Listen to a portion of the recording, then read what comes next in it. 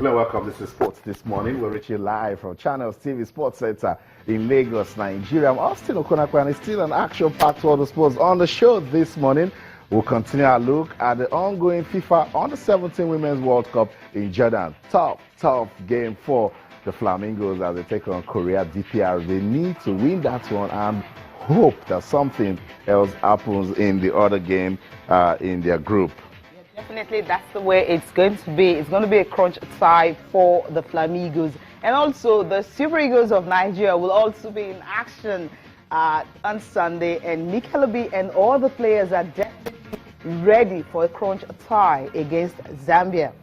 We are ready. That's what the captain of the team is saying. Let's hope that they are truly ready to take on the Chi Polo Polo of Zambia. Also on the show this morning, we'll play some tennis. And Rafael Nadal is still going on strong at the China Open. We will take a look at that one and see if Nadal, who is actually the top seed at the competition, has what it takes to go on to win the title. See how that will answer. Good morning, welcome. I'm Cecilia Amogbe. Fantastic, Cecilia. Good to have you again on the program. Great to be back. Okay, Cecilia, let's talk about the massive crowd at the Olympic parade. What's going on there?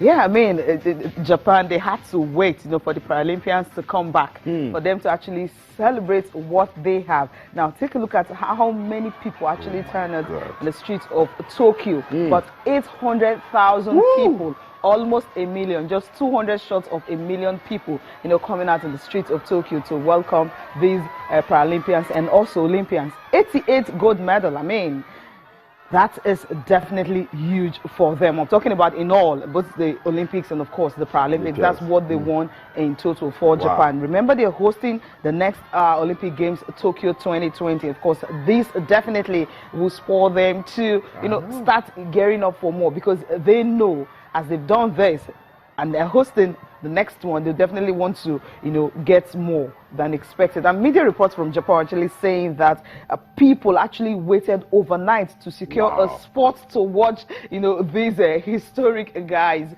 for them. So it's something that you just say, okay, I need to see my favorite athlete. I need to actually get a spot, and you have to stay there overnight till the next morning to actually get a glimpse of them. That was what most of them did. This is just lovely, and just look at the appreciation the athletes are showing to the crowd. They're already feeling the Olympic spirit, like this, because Tokyo 2020 for them is just next year. While we're waiting 4 years from now, for them it's just next year.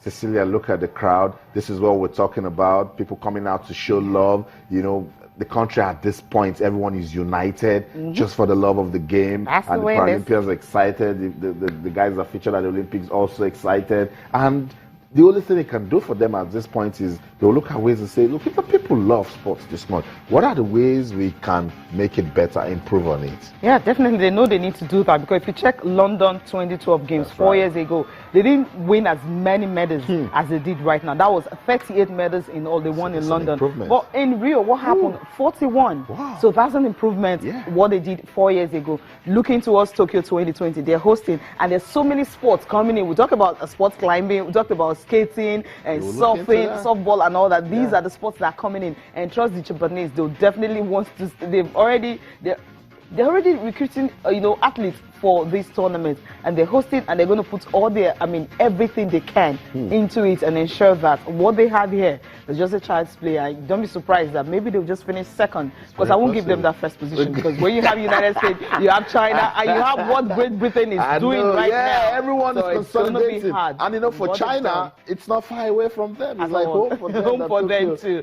So you know what's going to happen in that one. So just imagine how many medals they would win. They'll definitely want to win more. Will say Nigeria might just go to the Olympics. But it's okay. It's okay. You're talking about Japan, right? You're talking about people hosting and people winning medals. You're talking about those who just but it's okay. It's okay. We will get better in Tokyo. That's the hope. So you saw love right there in Tokyo. Fans trooping out to show appreciation to the sportsmen and women, and we just love it. Cecilia, let's come back home now. We're getting ready for the Governor's Cup. Cecilia, this is a competition we've been following, and we can tell that it keeps getting better and better. Yeah, it is. It's the 16th edition. It's starting this Saturday. Wow. And of course, 8 Nigerians were given wild card into the championship, so which is a great one. They didn't need to go through qualifiers. So from there, you know that yes, this is a step forward for them. It's going to be at the Lagos Lawn Tennis Club at Onikon. And of course, the prize money now is the interesting thing about this one. You know, before it was $80,000, but right now you're having about $100,000. So it happens to be the highest, or rather the biggest, you know, ITF prize money championship in Africa, in Asia, and also in South America.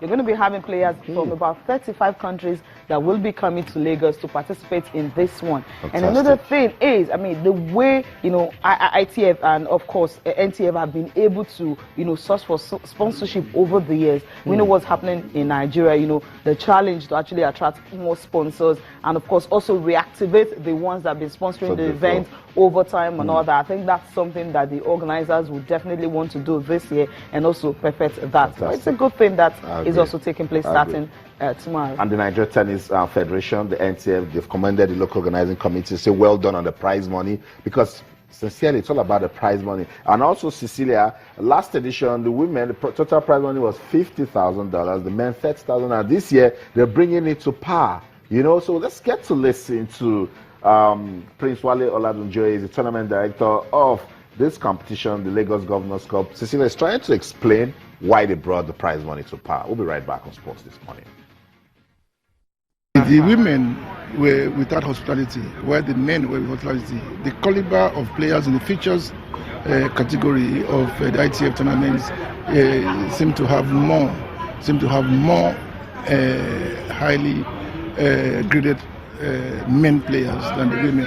So we wanted them to have accommodation free at our own expense, which we have been doing year in, year out, and have subsidized being a hotel for the women at the same hotel we're doing. And it's only makes a lot of sense if we just bring it apart, more so when all over the world there is no difference between prize money of gender tournament anymore. So that's it, and we have seen the benefits inherent in the increase as soon as ITF announced the increase. The turnout of players, you notice in this tournament, the caliber is high. It's very high as expected. More importantly is that in going forward, 2004 should have been the fourth edition of the Governors Cup. Was actually the fourth edition of the Governors Cup, and we were supposed to make the first 4 years a period of gestation.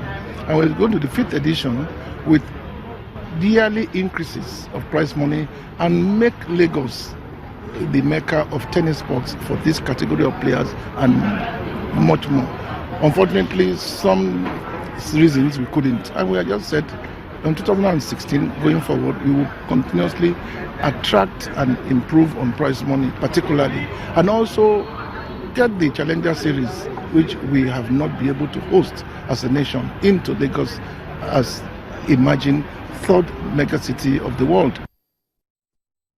Wale Oladunjoye, tournament director, Lagos Governors Cup. Cecilia, he was very clear with it. Look, it's all about the prize money. If the prize money is good, you get more players here. Yeah, definitely. I mean, that's why you're having players from about 35 countries coming in and all that. So when you see that, you're like, okay, I need to come, get this money, and that will also help them to go for more tours. Yeah. I mean, take a look at Nigeria, for instance. We have about 6 futures events from the ITF. So, and next year, they're thinking of even extending it to 10. So it shows that NTF is doing something really right. Sure. And before you know it, I mean, a Nigerian player is even seeded, you know, for this tournament. So it tells you that it's going places. With time, you would definitely want to have a Nigerian winning it. I mean, when I mean winning it, with all the international stars around, because the last one, you know, because of the Ebola issues and all that, when you have Nigeria winning, Michael and all that, they said, oh, because the international stars are not here. We're looking forward to a time whereby even with the international stars, you'll be having a Nigerian actually winning this tournament, and the money will have to stay here in our country. That's what we're expecting. All right, so that's updates coming from the Lagos Governors Cup. If you have some time, you should,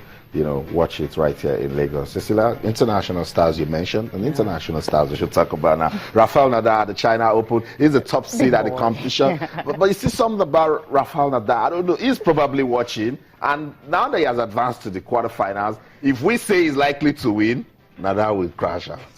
I think it was clinical in his first set, 6-1. In his second set, he struggled a bit, 7-6. It ended, you know, to reach the quarterfinals of the China Open. It was raining and everything, but somehow Nadal, you know him, he managed to do that, winning 9 of his first 11 games. You know, that tells you that the first set was going to be a good one. But the second one, a tie break before he actually ended the contest, and that was when he had the second, match point. And who is he going to face next? It's going to be Grigor Dimitrov in the quarterfinals, and that's going to be later today. So Rafael Nadal, for him, I think it's going to be a tough game against Grigor Dimitrov. It's definitely going to be a tough one.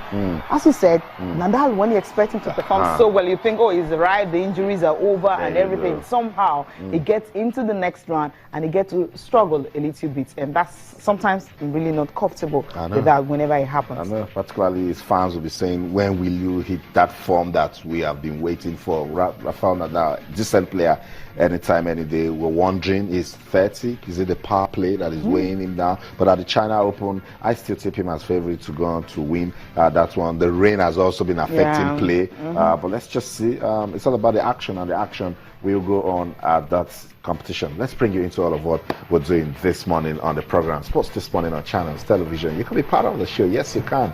Talk to us on Twitter, channels_sports, Facebook, channels-sports. You can send us an email. It's sportsthismorning@channelstv.com. There's a lot to talk about because it's always an action-packed, racy-pacey world of sports. In Jordan, the Flamingos, Nigeria's under-17 women's team, they'll be playing a very important game against Korea DPR. Now, it's so tough for them. They lost their first game against Brazil by a single goal, drew the second game against England. It was goalless, and then they need to beat Korea. But it's so tough because Korea is in pole position in the group. Brazil beat Nigeria has 3 points. England has 2 points. Nigeria just won. So they're just hoping for the best, and that's what we're praying, that the best happens for the Flamingos, the competition. Cecilia, let's go to Jordan. Let's go to Jordan and find out what's really going on, particularly with the Flamingos and today's game.